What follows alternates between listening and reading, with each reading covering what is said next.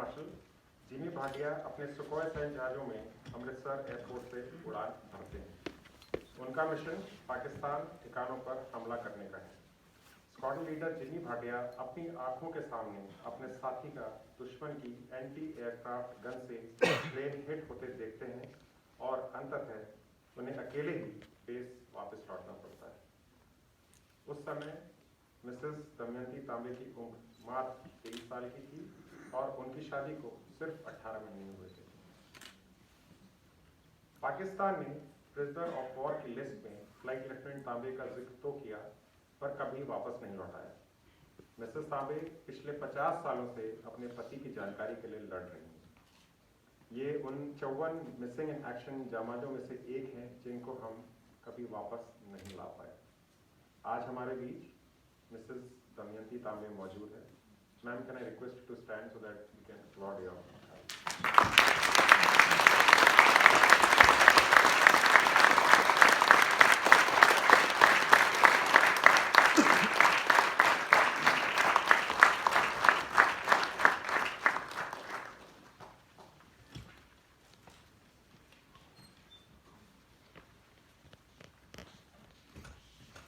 Also, we are privileged to have amongst us Air Marshal VV Bhatia, PVSM, AVSM, Veer Chakra and Bar, who was on the last sortie with Flight Lieutenant Vijay Tambe. Sir, may I please request you to accept the bouquet.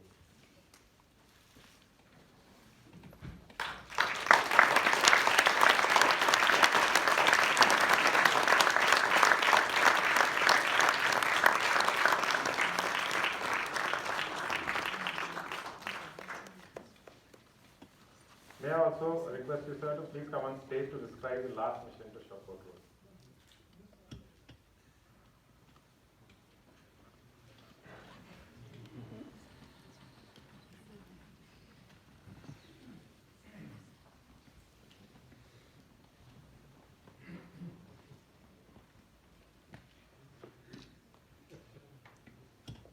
General Malik sir,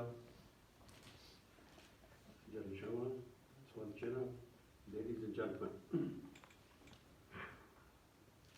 It was a few months ago that I was contacted by the author of this book, Rachna, and she said that she was writing about war heroes of 1971, and she wanted to talk about Flight Lt Tambe's last mission to Shawkot Road. I readily agreed, and she did write the story, and it's contained in this particular book. Just to give you a little background, before I talk about the sorting that I've been asked to. As you know, as Colonel Chena brought out, the Pakistani High Command, their entire focus was that defense of East lies in the West. And therefore, while they had put only one squadron of sabers, of course beefed up, it is Pakistan which came as a great boon to our campaign in the East. In the West, they had actually put the rest of the Pakistani Air Force. In addition, they had got aircraft from Jordan and Saudi Arabia. So near parity existed as far as the air forces are concerned. The forces which are confronting each other.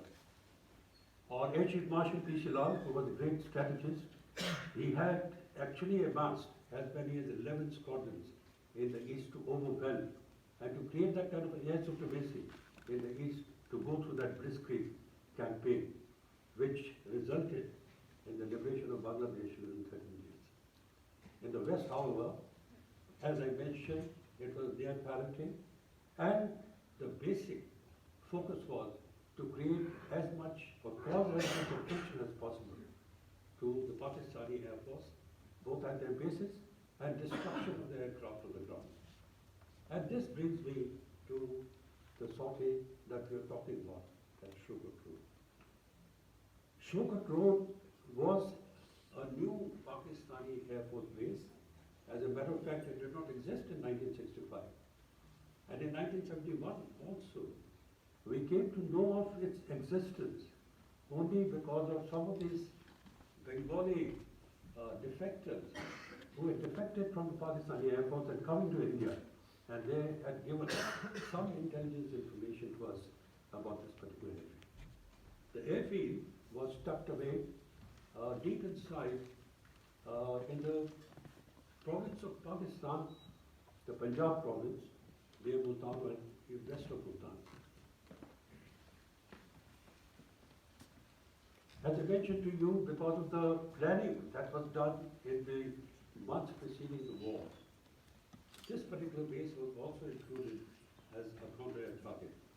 And this was given to us in 32 Squadron Thunderbird, located at Amritsar, flying the Su-7 aircraft. I was one of the privileged flyers, and I was the leader of this particular formation called Eagle. And with me, there were 3 more young flight lieutenants.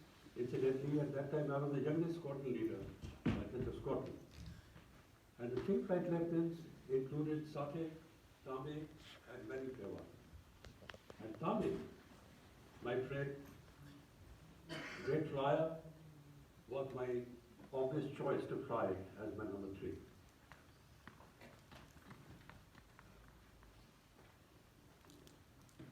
When the balloon went up on the 3rd evening, as you know, when Pakistan launched what they call off-Chinese count on the 3rd evening, and they actually carried out preemptive strikes against our bases, 9 bases in West. That is the time when, after the preemptive strike, which actually turned out to be a tame affair because we were prepared for that. And our aircraft were in pens, so there was hardly any damage to our bases, and we were ready to move in. And as you know, the cameras went in the same night, but the daylight attacks were launched by the fighters on the 4th morning. And our first sortie when we went in, 4 aircraft formation to this particular base, of which we did not even know the exact location, because even the Bengalis defectors who had come in, the kind of information they gave, there were 2 possible locations of this base, which were about 30 to 40 kilometers apart from each other. So we had planned for both to go in. And luckily, when we went in, and after the stipulated time frame of about 20 to 22 minutes, when we crossed the initial point and came in to pull up for the attack, to our great delight, the airfield was sprawled just below us and ready to receive us for the attack. And I must tell you, in our first sortie which we carried out in broad daylight at 10:30 hours on the 4th morning, we had taken them fully by surprise, because they were just not expecting us. Not a single shot was fired at us, and we carried out 2 very successful attacks, destroying their sabers and their B-57 on the ground. In the evening, we repeated this sortie. But this time, when we went in, as before the typical South Korean style dust mission, they were waiting for us. And when we pulled up for the attack, and even before that, we could see the entire airfield was covered in a barrage of attack fire. With the tracers coming in, it was like a inverted umbrella. And we had to go through that to carry out our attacks. My number 4, that is VV was shot down by the enemy attack even in the first pull-up, just in the first pull-up. Of course, he was taken POW after ejection. And there's a famous story of how some of the Indian Air Force pilots had attempted to escape from their prison POW camp. Later on, he was one of them. He was, of course, awarded the VRC for that. Why was 32 Squadron actually selected for this particular mission? As I mentioned to you, Soviet Road was at our extreme range. And even for that, we had to carry 4 drop tanks to be able to have enough fuel to be able to reach there when flying low-level mission all the way. And this low-level mission had to be flown at almost treetop heights to evade the enemy radar as much as possible. And the Indian Air Force at that time had only 5 sets of these long-range tanks, we called 900-liter drop tanks, that were given to this squadron. And that is why we were selected to do this particular mission. In the evening strike, as I mentioned to you, it is not only that the attack welcomed us, we were also chased by the sabers immediately after carrying out the 2 attacks. And in the melee, we had to drop our tanks, and we of course came back. The 3 aircraft that returned, but they were minus the drop tanks, except for Tambe, who had not heard my call, and therefore he had not jettisoned his drop tanks.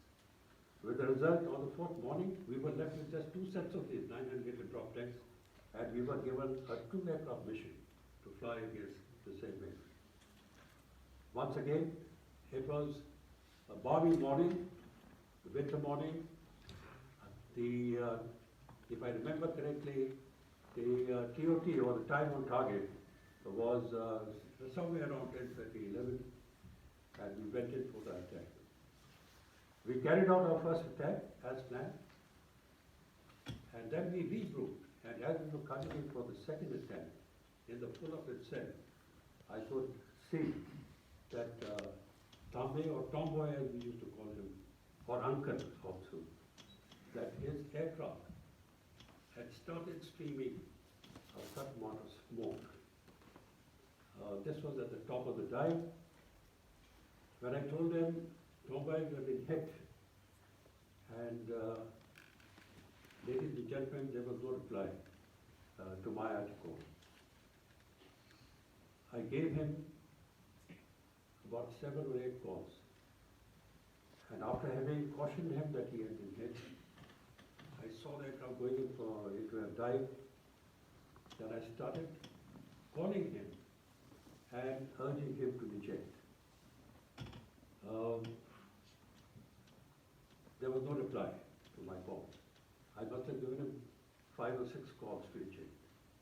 And then I saw his aircraft hitting the ground very close to the runway in a ball of fire. I had been following him, and I came so low that I almost hit a tree myself when I was trying to get away. And I knew that that was the last mission of my friend, a great pilot, Flight Lt Tambe. I had to come back, of course, alone,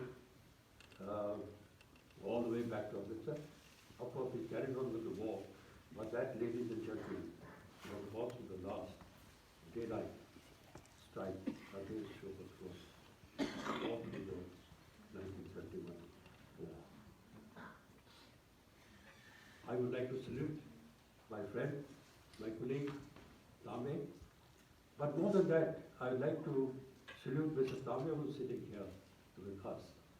She was a young bride at that time, and I might like to tell some of you who may not know that when she got married to Flight Lt Tambe, she was also the national champion in badminton. Devoted wife as she had been, she had waited for 50 years for her husband to